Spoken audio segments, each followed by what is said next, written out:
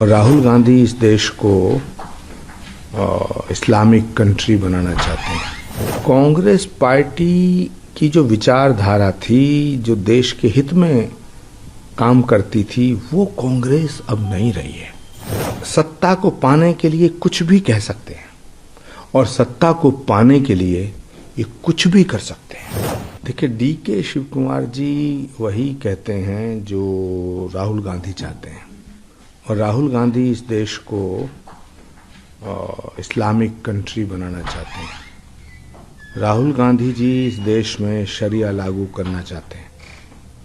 अगर राहुल गांधी जी डीके शिव कुमार जी की बात से सहमत नहीं हैं, तो फिर उनके खिलाफ कार्रवाई करनी चाहिए, उन्हें नोटिस देना चाहिए। लेकिन राहुल गांधी जी चुप हैं, खामोश हैं।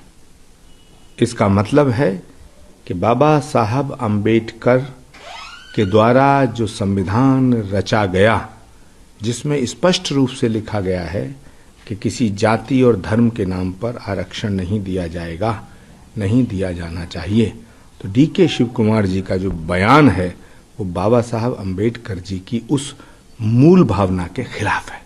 चाहे एक तरफ कांग्रेस संविधान बचाओ की बात कर रही है, संविधान को छेड़खानी की बात कहती है कि छेड़खानी बीजेपी कर रही है, लेकिन अब खुद उसमें संविधान में संशोधन की बात कर रही है। देखिए, कांग्रेस पार्टी की जो विचारधारा थी, जो देश के हित में काम करती थी, वो कांग्रेस अब नहीं रही है।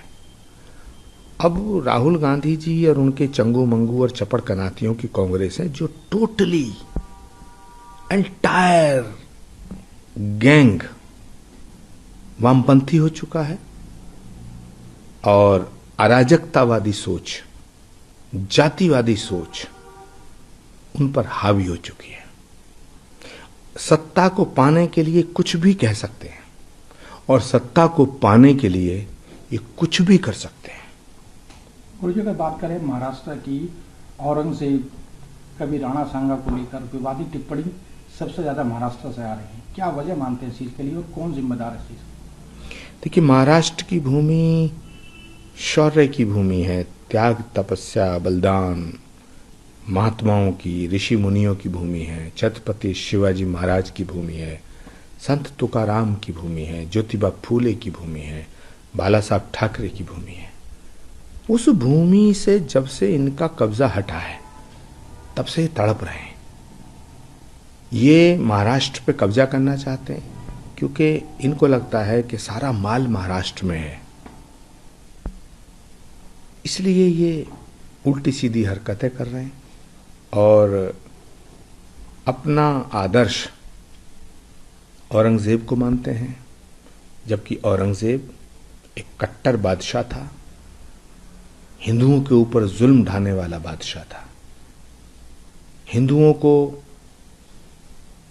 मुसलमान बनाने की उसकी ख्वाहिश थी, करोड़ों हिंदुओं को मुसलमान बनाने का उसका सपना था, सनातन को मिटाना चाहता था, भारत में शरिया लागू करना चाहता था।